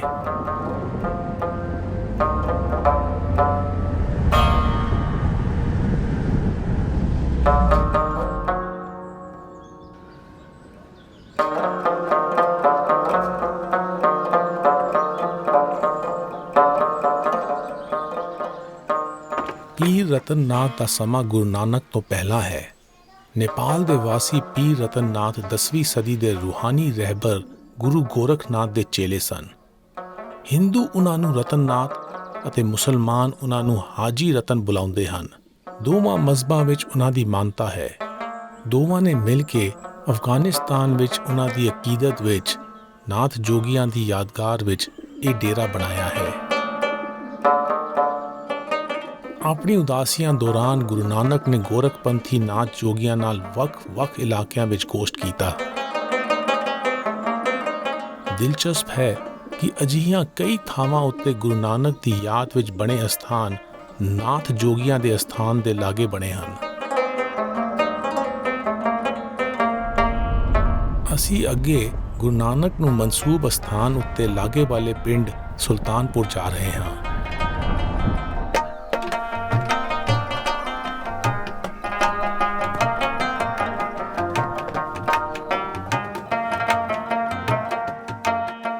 In the outskirts of Jalalabad, Jalalabad ਦੇ ਬਾਹਰਵਾਰ ਸੁਲਤਾਨਪੁਰ ਪਿੰਡ ਸੁਰਖ ਰੋਡ ਉੱਤੇ ਹੈ। ਮੁਕਾਮੀ ਲੋਕਾਂ ਦਾ ਮੰਨਣਾ ਹੈ ਕਿ ਗੁਰੂ ਨਾਨਕ ਨੇ ਇਸ ਖੁਸ਼ਕ ਅਤੇ ਸੁੱਕੇ ਇਲਾਕੇ ਵਿੱਚ ਪਾਣੀ ਦਾ ਝਰਨਾ ਖੋਲ੍ਹਿਆ। in this dry and arid region. The locals here now call it ਮੁਕਾਮੀ ਲੋਕ ਇਸ ਨੂੰ ਚਸ਼ਮਾ ਸਾਹਿਬ ਕਹਿੰਦੇ ਹਨ। ਪੁਰਾਣੀਆਂ ਜਨਮ ਸਾਖੀਆਂ ਵਿੱਚ ਇਸ ਝਰਨੇ ਦਾ ਜ਼ਿਕਰ ਨਹੀਂ ਆਉਂਦਾ। ਸੀਨਾ ਬਸੀਨਾ ਚਲੀ ਆ ਰਹੀ ਰੀਤ ਵਿੱਚ ਕਈ ਮਾਰੂ ਇਲਾਕਿਆਂ ਵਿੱਚ ਝਰਨੇ ਖੋਲ੍ਹਣ ਦੀਆਂ ਕਹਾਣੀਆਂ ਅਕਸਰ ਗੁਰੂ ਨਾਨਕ ਨਾਲ ਜੋੜੀਆਂ ਗਈਆਂ ਹਨ। ਮੇਰੀ ਨਿਮਾਣੀ ਰਾਏ ਵਿੱਚ ਇੱਕ ਖੁਸ਼ਕ ਮਨਾਂ ਦੀ ਪਿਆਸ ਬੁਝਾਉਣ ਲਈ ਰੂਹਾਨੀ ਵਿਵੇਕ ਦੇ ਵਹਿਣ ਦੀ ਤਸ਼ਬੀਹ ਨੁਮਾਇੰਦਗੀ ਹੈ। ਸਮਾਜ ਦਾ ਵਿਕਾਸ ਹੋਇਆ ਹੈ, ਪਰ ਹਾਲੇ ਵਿੱਚ ਕਈ ਪੱਖਾਂ ਤੋਂ ਮਨਾਂ ਦੀ ਖੁਸ਼ਕੀ ਕਾਇਮ ਹੈ।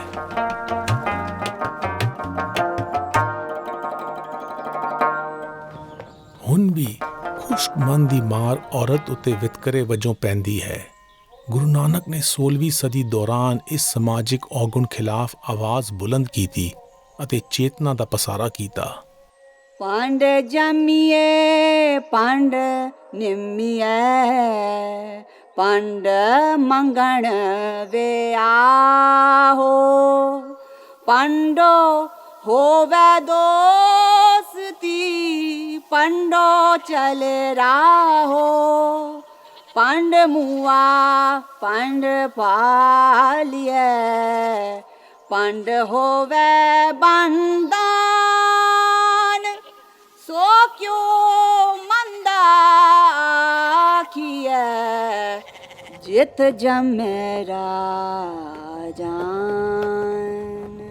ਗੁਰੂ ਨਾਨਕ ਨੇ ਆਖਿਆ ਕਿ ਔਰਤਾਂ ਆਉਣ ਵਾਲੀਆਂ ਪੀੜ੍ਹੀਆਂ ਨੂੰ ਜਨਮ ਦਿੰਦੀਆਂ ਹਨ, ਗੁਣੀ ਮਨੁੱਖ ਪੈਦਾ ਕਰਦੀਆਂ ਹਨ, ਸਮਾਜ ਵਿੱਚ ਹਰ ਪੱਖੋਂ ਨਿੱਘਰ ਹਿੱਸਾ ਪਾਉਂਦੀਆਂ ਹਨ, ਪਰ ਉਹਨਾਂ ਨਾਲ ਲਗਾਤਾਰ ਵਿਤਕਰਾ ਹੁੰਦਾ ਹੈ।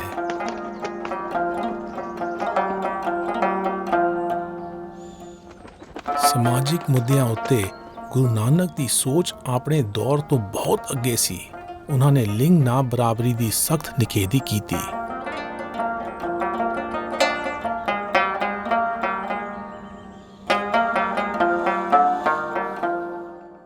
ਜਲਾਲਾਬਾਦ ਤੋਂ ਗੁਰੂ ਨਾਨਕ ਅਤੇ ਭਾਈ ਮਰਦਾਨਾ ਨੇ ਕੁਰਮ ਇਲਾਕੇ ਰਾਹੀਂ ਸਫ਼ਰ ਕੀਤਾ।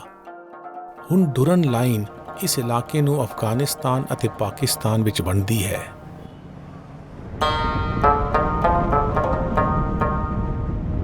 ਪੰਦਰਵੀਂ ਸਦੀ ਵਿੱਚ ਕਾਬੁਲ ਤੋਂ ਪੇਸ਼ਾਵਰ ਸਫ਼ਰ ਕਰਨ ਦਾ ਰਾਹ ਕੁਰਮ ਦਰਰੇ ਵਿੱਚੋਂ ਜਾਂਦਾ ਸੀ।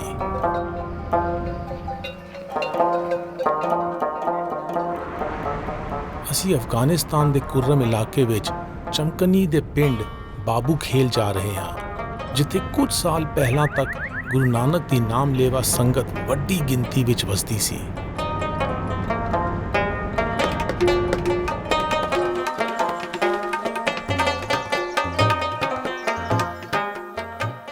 ਅਸੀਂ ਅਫਗਾਨਿਸਤਾਨ ਵਿੱਚ ਪਾਕਿਸਤਾਨ ਦੀ ਸਰਹੱਦ ਤੋਂ ਕੁਝ ਦੂਰ ਬਾਬੂ ਖੇਲ ਵਿੱਚ ਹਾਂ। ਭਾਈ ਮਰਦਾਨਾ ਦੇ ਪੂਰੇ ਹੋਣ ਬਾਰੇ ਦੋ ਬਿਰਤਾਂਤ ਪ੍ਰਚਲਿਤ ਹਨ। ਬਾਅਦ ਵਿੱਚ ਲਿਖੀ ਗਈ ਬਾਲਾ ਜਨਮ ਸਾਖੀ ਮੁਤਾਬਕ ਭਾਈ ਮਰਦਾਨਾ ਨੇ ਆਖਰੀ ਸਵਾਸ ਕੁਰਮ ਇਲਾਕੇ ਵਿੱਚ ਲਏ। ਬਾਲਾ ਜਨਮ ਸਾਖੀ ਦੀਆਂ ਕੁਝ ਜਿਲਦਾਂ ਵਿੱਚ ਦਰਜ ਕਲਾਕਿਰਤਾਂ ਦਰਸਾਉਂਦੀਆਂ ਹਨ ਕਿ ਭਾਈ ਮਰਦਾਨਾ ਦੀ ਦੇਹ ਅੰਗੀਠੇ ਵਿੱਚ ਰੱਖੀ ਗਈ। ਬਾਕੀ ਕਲਾਕ੍ਰਿਤਾਂ ਵਿੱਚ ਕਬਰ ਦਿਖਾਈ ਗਈ ਹੈ, ਜਿਸ ਨਾਲ ਉਹਨਾਂ ਨੂੰ ਦਫਨ ਕੀਤੇ ਜਾਣ ਦਾ ਇਸ਼ਾਰਾ ਮਿਲਦਾ ਹੈ। ਪੁਰਾਣੀ ਜਨਮ ਸਾਖੀਆਂ ਵਿੱਚ ਦਰਜ ਹੈ ਕਿ ਉਹਨਾਂ ਨੇ ਅੰਤਿਮ ਸਾਹ ਕਰਤਾਰਪੁਰ ਵਿੱਚ ਲਿਆ ਸੀ। ਡਾਕਟਰ ਕਿਰਪਾਲ ਸਿੰਘ ਦੀ ਕਿਤਾਬ ਜਨਮ ਸਾਖੀ ਪਰੰਪਰਾ ਵਿੱਚ ਦਰਜ ਹੈ ਕਿ ਭਾਈ ਮਰਦਾਨਾ ਨੇ ਗੁਰੂ ਨਾਨਕ ਦੇ ਨਾਲ ਕਰਤਾਰਪੁਰ ਤੱਕ ਸਫ਼ਰ ਕੀਤਾ। ਅਸੀਂ ਇਸ ਬਿਰਤਾਂਤ ਮੁਤਾਬਕ ਅੱਗੇ ਵਧ ਰਹੇ ਹਾਂ।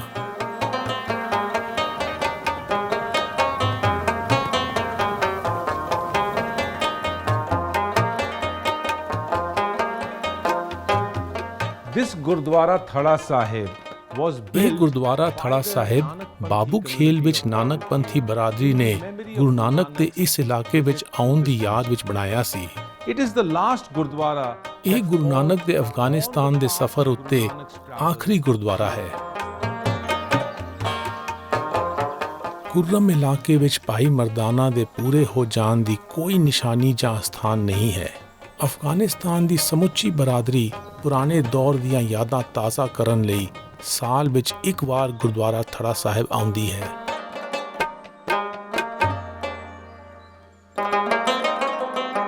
ਗੁਰੂ ਨਾਨਕ ਨੇ ਜ਼ਿਕਰ ਕੀਤਾ ਕਿ ਜ਼ਿੰਦਗੀ ਅਤੇ ਮੌਤ ਦੀ ਤੰਦ ਇੱਕ ਸਾਹ ਨਾਲ ਬੰਨੀ ਹੋਈ ਹੈ।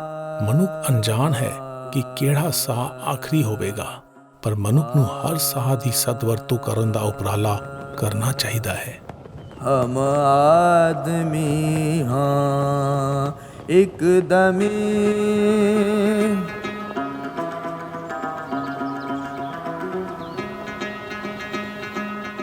ਮੋਹਲਤ ਮੋਹਤ ਨ ਜਾਣਾ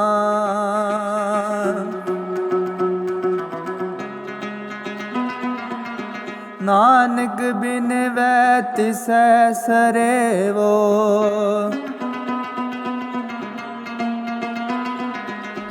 ਜਾਕੇ ਜੀ ਪਰਾਣਾ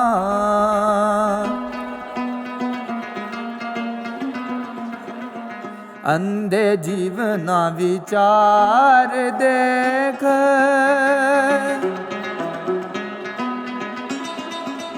ਕੇਤੇ ਕੇ ਦਿਨਾ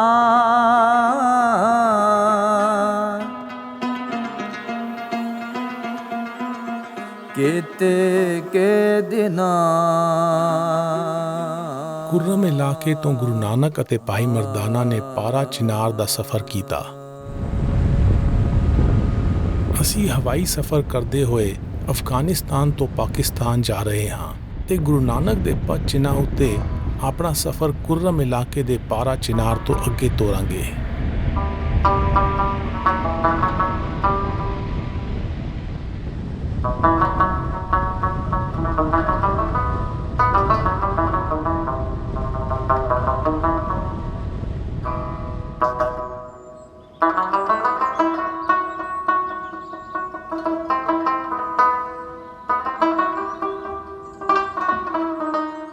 ਪਾਰਾ ਚਿਨਾਰ ਦੀ ਵਾਦੀ ਪਾਕਿਸਤਾਨ ਵਿੱਚ ਅਫਗਾਨਿਸਤਾਨ ਦੀ ਸਰਹੱਦ ਦੇ ਲਾਗੇ ਹੈ। ਪਾਰਾ ਚਿਨਾਰ ਦਾ ਨਾਮ ਪਾਰਾ ਤੋਂ ਪਿਆ ਹੈ, ਜੋ ਇਸ ਵਾਦੀ ਦਾ ਇੱਕ ਕਬੀਲਾ ਹੈ ਅਤੇ ਚਿਨਾਰ ਦਾ ਦਰਖਤ ਇਸ ਇਲਾਕੇ ਵਿੱਚ ਬਹੁਤ ਹੁੰਦਾ ਹੈ।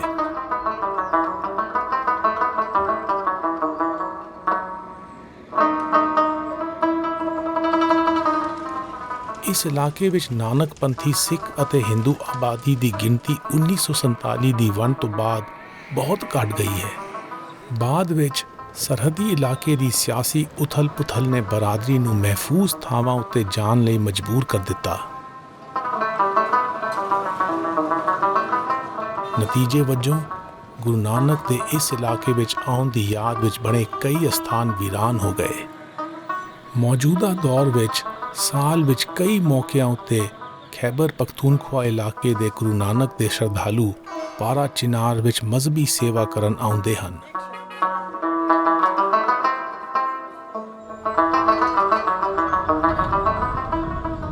ਪਾਰਾ ਚਿਨਾਰ ਵਿੱਚ ਅਸੀਂ ਪਹਿਲਾਂ ਮਾਲੀ ਖੇਲ ਨਾਮ ਦੇ ਪਿੰਡ ਜਾ ਰਹੇ ਹਾਂ।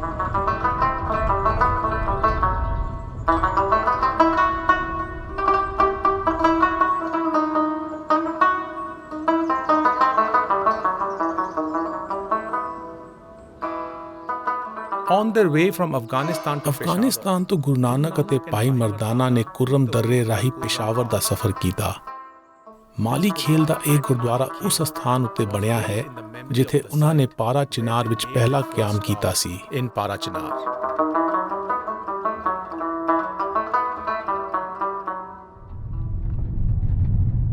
ਹੁਣ ਅਸੀਂ ਪਾਰਾ ਚਿਨਾਰ ਵਿੱਚ ਮਲਾਨਾ ਜਾ ਰਹੇ ਹਾਂ।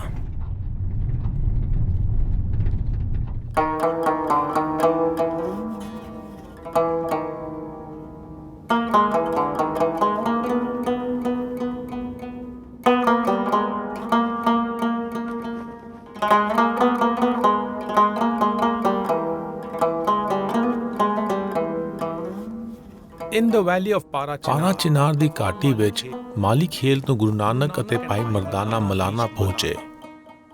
ਇਹ ਗੁਰਦੁਆਰਾ ਟੱਲਾ ਸਾਹਿਬ ਉਹਨਾਂ ਦੀ ਫੇਰੀ ਦੀ ਯਾਦ ਵਿੱਚ ਬਣਾਇਆ ਗਿਆ ਸੀ। ਇਹ ਗੁਰਦੁਆਰਾ ਘਾਟੀ ਵਿੱਚ ਪਹਾੜੀ ਦੀ ਚੋਟੀ ਤੇ ਹੈ ਜੋ ਅਫਗਾਨਿਸਤਾਨ ਦੀ ਸਰਹੱਦ ਨਾਲ 3 ਪਾਸਿਆਂ ਤੋਂ ਘਿਰਿਆ ਹੋਇਆ ਹੈ।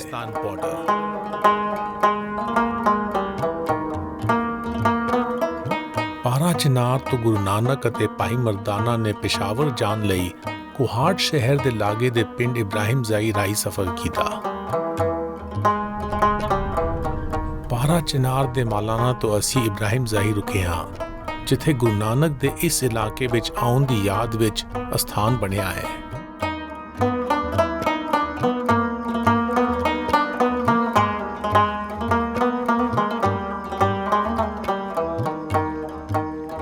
ਗੁਰੂ ਨਾਨਕ ਦੇ ਸ਼ਰਧਾਲੂ ਇਸ ਇਲਾਕੇ ਵਿੱਚ ਹੁਣ ਨਹੀਂ ਰਹਿੰਦੇ, ਪਰ ਹਾਲੀਆ ਸਾਲਾਂ ਵਿੱਚ ਪੇਸ਼ਾਵਰ ਦੀ ਸਿੱਖ ਸੰਗਤ ਨੇ ਇਸ ਗੁਰਦੁਆਰੇ ਦੀ ਨਵੇਂ ਸਿਰੇ ਤੋਂ ਸੇਵਾ ਸੰਭਾਲ ਕੀਤੀ ਹੈ ਅਤੇ ਇਸ ਸਥਾਨ ਉੱਤੇ ਸਾਲਾਨਾ ਜੋੜ ਮੇਲਾ ਹੁੰਦਾ ਹੈ।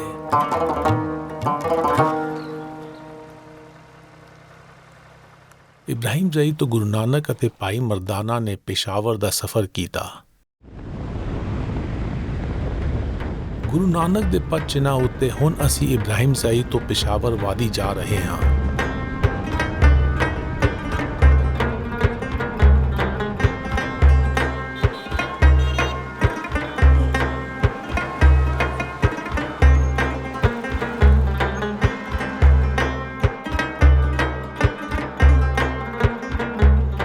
ਪੇਸ਼ਾਵਰ ਪਾਕਿਸਤਾਨ ਦੇ ਸੂਬੇ ਖੈਬਰ ਪਖਤੂਨਖਵਾ ਦੀ ਰਾਜਧਾਨੀ ਹੈ।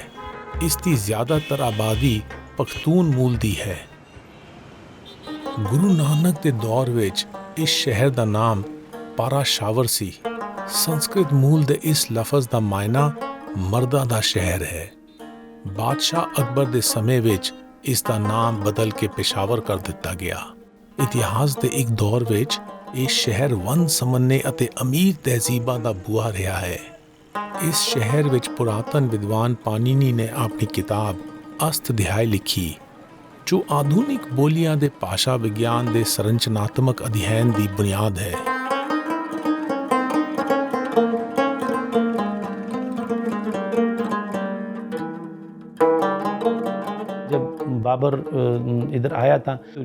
ਜਦੋਂ ਬਾਬਰ ਇੱਧਰ ਆਇਆ ਸੀ ਉਸੇ ਵਕਤ ਬਾਬਾ ਗੁਰੂ ਨਾਨਕ ਜੀ ਇਸ ਇਲਾਕੇ ਵਿੱਚ ਸਫ਼ਰ ਕਰ ਰਹੇ ਸਨ ਅਤੇ ਉਹਨਾਂ ਦਾ ਰੂਹਾਨੀ ਸਫ਼ਰ ਸੀ। ਉਹ ਹੱਕ ਦੀ ਤਲਾਸ਼ ਵਿੱਚ ਉਹ ਫਿਰ ਰਹੇ ਸਨ। ਉਸ ਜ਼ਮਾਨੇ ਵਿੱਚ ਪੇਸ਼ਾਵਰ ਮੁਖਤਲਿਫ ਮਜ਼ਹਬਾਂ ਦਾ ਗੜ ਸਮਝਿਆ ਜਾਂਦਾ ਸੀ। ਉਸ ਜ਼ਮਾਨੇ ਵਿੱਚ ਇੱਧਰ ਮੁਸਲਮਾਨ ਸੀ ਪਰ ਇੰਨੀ ਤਾਦਾਦ ਨਹੀਂ ਸੀ ਕਿ ਉਸ ਨੂੰ ਖਾਲਿਸ ਮੁਸਲਮਾਨਾਂ ਦਾ ਸ਼ਹਿਰ ਕਿਹਾ ਜਾ ਸਕਦਾ ਹੋਵੇ।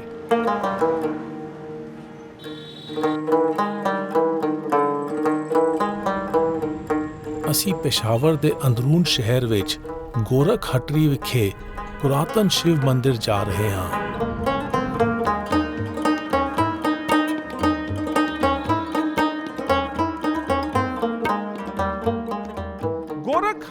ਗੋਰਖ ਹਟਰੀ ਪੇਸ਼ਾਵਰ ਸ਼ਹਿਰ ਦੇ ਵਿਚਕਾਰ ਅਹਿਮ ਪੁਰਾਤਤਵ ਸਥਾਨ ਹੈ ਜਿਸ ਦੇ ਇਤਿਹਾਸ ਦੀਆਂ ਕਈ ਪਰਤਾਂ ਹਨ। ਕਦੇ ਇਹ ਅਹਿਮ ਬੋਧੀ ਮਰਕਜ਼ ਸੀ। ਮੰਨਿਆ ਜਾਂਦਾ ਹੈ ਕਿ ਗੌਤਮ ਬੁੱਧ ਨੇ ਇੱਥੇ ਪਿੱਪਲ ਦੇ 100 ਫੁੱਟ ਦੇ ਦਰਖਤ ਹੇਠਾਂ ਧਿਆਨ ਕੀਤਾ ਸੀ। ਗੋਰਖ ਹਟਰੀ ਦੀ ਬਾਦਸ਼ਾਹ ਬਾਬਰ ਦੀ ਸਵੈ ਜੀਵਨੀ ਬਾਬਰਨਾਮਾ ਵਿੱਚ ਚਿੱਤਰਾਂ ਰਾਹੀਂ ਪੇਸ਼ਕਾਰੀ ਹੋਈ ਹੈ। ਬਾਬਰ ਨੇ 16ਵੀਂ ਸਦੀ ਦੇ ਸ਼ੁਰੂ ਵਿੱਚ ਇਸ ਸ਼ਹਿਰ ਉੱਤੇ ਹਮਲਾ ਕੀਤਾ ਸੀ।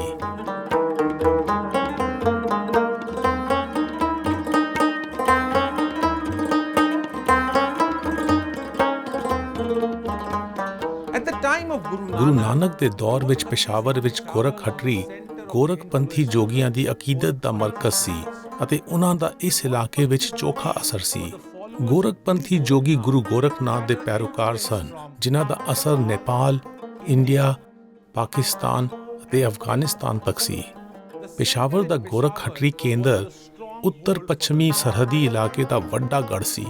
ਗੁਰੂ ਨਾਨਕ ਅਤੇ ਭਾਈ ਮਰਦਾਨਾ ਵੀ ਇਸ ਸਥਾਨ ਉੱਤੇ ਆਏ ਸਨ।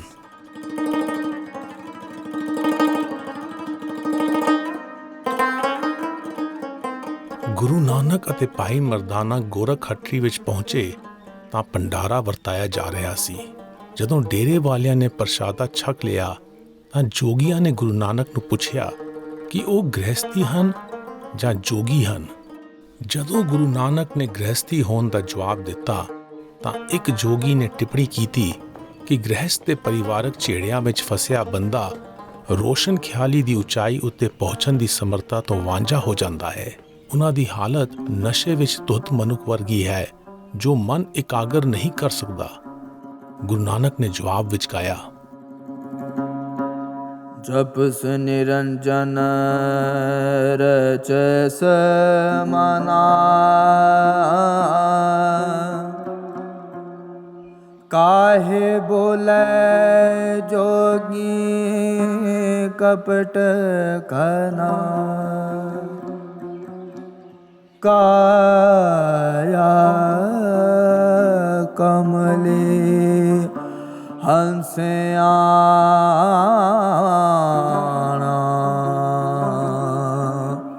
ਮੇਰੀ ਮੇਰੀ ਕਰਤ ਬਿਹਾਣੀ ਤਾ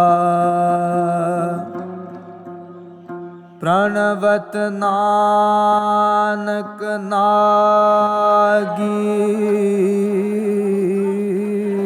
ਦਾਜੈ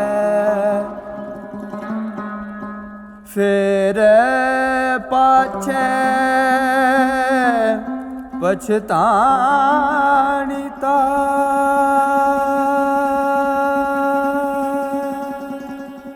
ਮਨ ਨੂੰ ਵਸ ਵਿੱਚ ਕਰਕੇ ਸਾਦਗੀ ਵਾਲੀ ਸਤਗੁਣੀ ਜ਼ਿੰਦਗੀ ਜਿਉਣ ਨਾਲ ਰੂਹਾਨੀਅਤ ਨਸੀਬ ਹੁੰਦੀ ਹੈ, ਆਪਣੇ ਆਪ ਨੂੰ ਨਕਾਰ ਕੇ ਨਹੀਂ ਹੁੰਦੀ। ਗੁਰੂ ਨਾਨਕ ਨੇ ਫਰਮਾਇਆ ਕਿ ਜੋਗੀ ਸਮਾਜ ਤੋਂ ਬੇਲਾਗ ਰਹਿ ਸਕਦਾ ਹੈ, ਪਰ ਫਿਰ ਵੀ ਮਾਣ ਅਤੇ ਹਉਮੈ ਵਾਲੀ ਜ਼ਿੰਦਗੀ ਵਿੱਚ ਫਸਿਆ ਹੋ ਸਕਦਾ ਹੈ। ਦੂਜੇ ਪਾਸੇ ਕੋਈ ਗ੍ਰਹਿਸਥੀ ਸਮਾਜਿਕ ਮਾਮਲਿਆਂ ਵਿੱਚ ਰਮਿਆ ਹੋਇਆ ਵੀ ਹਲੀਮ ਹੋ ਸਕਦਾ ਹੈ ਅਤੇ ਰੂਹਾਨੀ ਜ਼ਿੰਦਗੀ ਜੀ ਸਕਦਾ ਹੈ।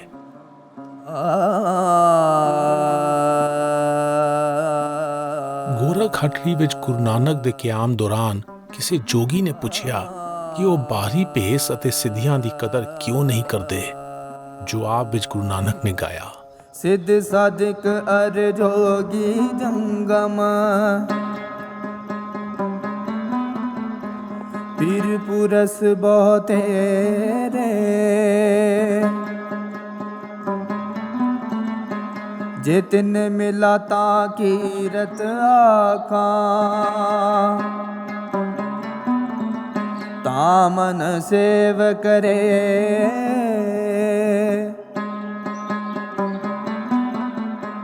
ਕਾਗਦ ਲੂਣ ਰਹਿ ਕ੍ਰਿਤ ਸੰਗੇ ਪਾਣੀ ਕਮਲ ਰਹੇ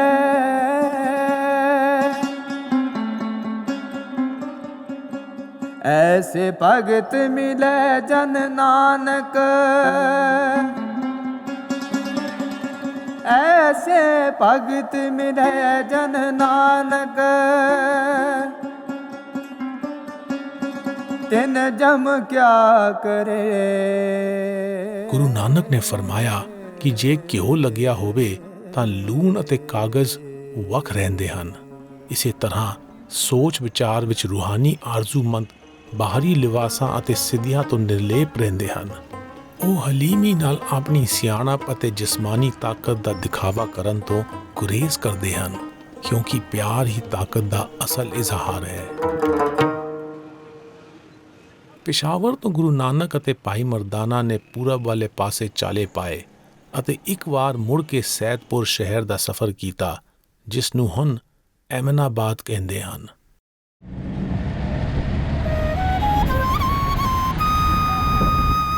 ਗੁਰੂ ਨਾਨਕ ਦੇ ਪਦ ਚਿੰਨ੍ਹਾਂ ਉੱਤੇ ਹੁਣ ਅਸੀਂ ਪੇਸ਼ਾਵਰ ਤੋਂ ਐਮਨਾਬਾਦ ਜਾ ਰਹੇ ਹਾਂ।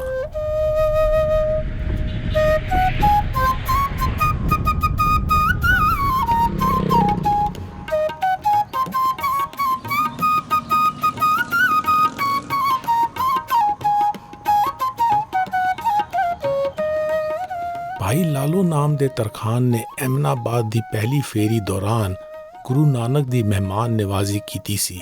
ਉਹਨਾਂ ਨੇ ਮੁੜ ਕੇ ਗੁਰੂ ਨਾਨਕ ਦਾ ਸਵਾਗਤ ਕੀਤਾ। ਗੁਰੂ ਨਾਨਕ ਦੀ ਦੂਜੀ ਫੇਰੀ ਦੌਰਾਨ ਐਮਨਾਬਾਦ ਸ਼ਹਿਰ ਤਬਾਹੀ ਵਾਲੀ ਹਾਲਤ ਵਿੱਚ ਸੀ।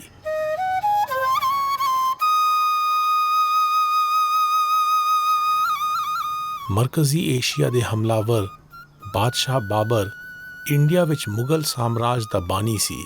ਉਸਨੇ ਅਫਗਾਨਿਸਤਾਨ ਉੱਤੇ ਕਬਜ਼ਾ ਕਰਨ ਤੋਂ ਬਾਅਦ ਪੰਜਾਬ ਉੱਤੇ ਹਮਲਾ ਕੀਤਾ।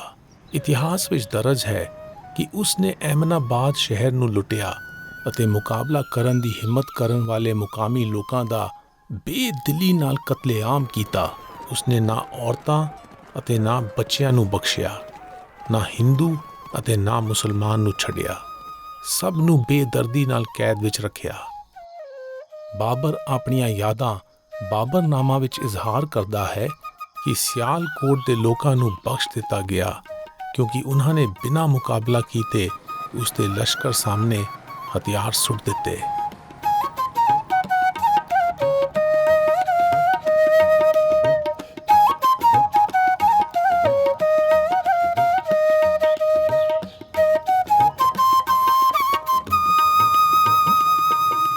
ਜਹਾਨਦਾਦ ਖਾਨ ਨੇ ਸਾਨੂੰ ਗੁਰਦੁਆਰਾ ਚੱਕੀ ਸਾਹਿਬ ਦਾ ਰਾਹ ਦਿਖਾਇਆ ਜੋ ਸਨ 1947 ਵਿੱਚ ਵੀਰਾਨ ਹੋ ਗਿਆ ਸੀ ਅਤੇ ਸਨ 1992 ਈਸਵੀ ਵਿੱਚ ਮੁੜ ਉਸਾਰਿਆ ਗਿਆ।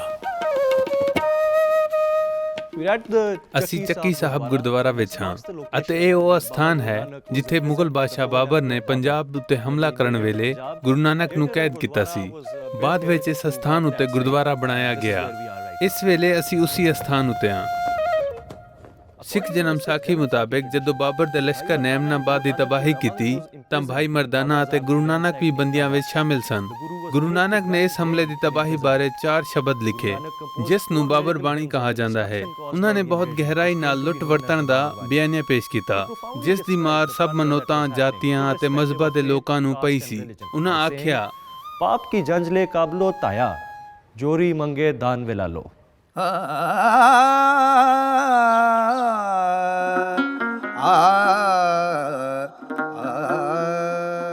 ਜਨਮ ਸਾਖੀ ਕਲਾ ਕਿਰਤਾਂ ਵਿੱਚ ਮੁਗਲ ਬਾਦਸ਼ਾਹ ਬਾਬਰ ਦਾ ਹਮਲਾ ਅਤੇ ਉਸ ਦੀ ਜਿੱਤ ਦਰਸਾਈ ਗਈ ਹੈ। ਕੁਝ ਲੋਕਾਂ ਨੂੰ ਪਰੇਸ਼ਾਨ ਅਤੇ ਕੁਝ ਲੋਕਾਂ ਨੂੰ ਖੁਸ਼ ਦਿਖਾਇਆ ਗਿਆ ਹੈ। ਸਮਾਜ ਵਿੱਚ ਦੋ ਵੱਖ-ਵੱਖ ਤਰ੍ਹਾਂ ਦੇ ਜਜ਼ਬਾਤ ਦੇਖ ਕੇ ਗੁਰੂ ਨਾਨਕ ਨੇ ਗਾਇਆ, ਆਪੇ ਕਰੇ ਕਰਾਏ ਕਰਤਾ ਕਿਸ ਨੂੰ ਆਖ ਸੁਨਾਏ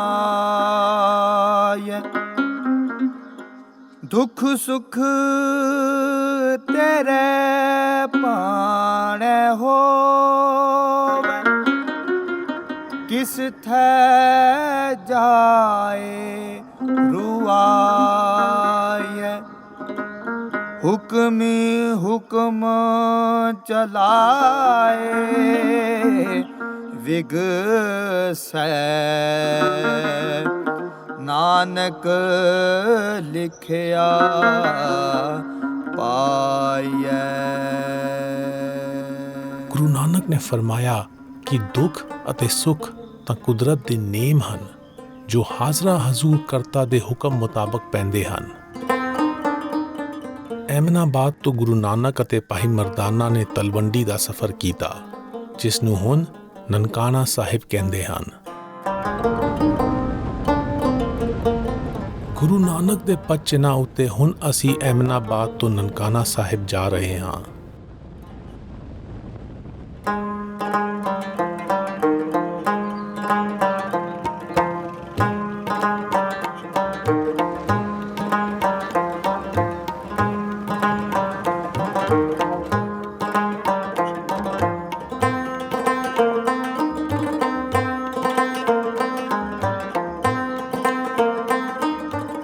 ਗੁਰੂ ਨਾਨਕ ਅਤੇ ਭਾਈ ਮਰਦਾਨਾ ਤਕਰੀਬਨ 4 ਸਾਲ ਦਾ ਸਫ਼ਰ ਕਰਨ ਤੋਂ ਬਾਅਦ ਤਲਵੰਡੀ ਪਰਤ ਰਹੇ ਸਨ।